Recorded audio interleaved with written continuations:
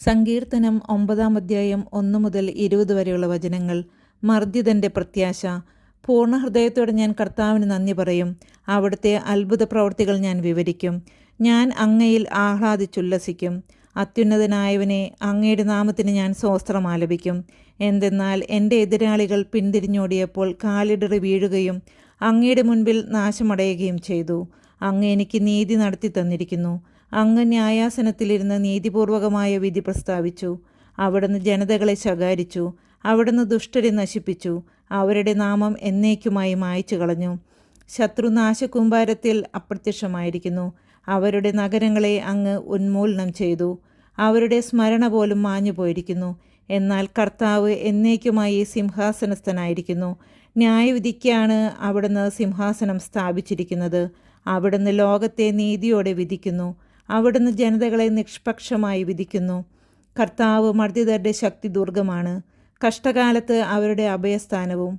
അങ്ങയുടെ നാമമറിയുന്നവർ അങ്ങിൽ വിശ്വാസമർപ്പിക്കുന്നു.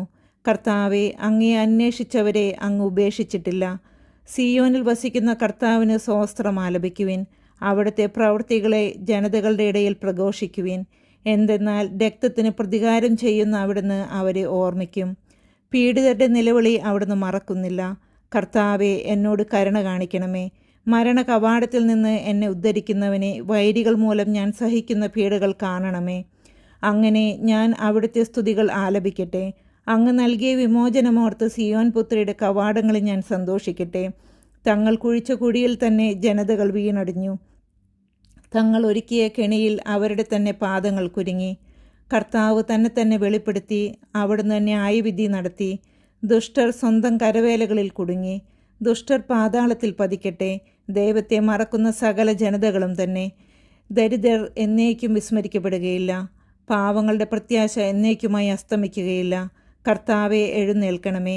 മനുഷ്യൻ അഹങ്കരിക്കാതിരിക്കട്ടെ. ജനതകൾ അങ്ങയുടെ സന്നിധിയിൽ വിധിക്കപ്പെടട്ടെ. കർത്താവെ, അവരെ ഭയാധീനരാക്കണമേ. തങ്ങൾ വെറും മർത്യരാണെന്ന് ജനതകൾ മനസ്സിലാക്കട്ടെ.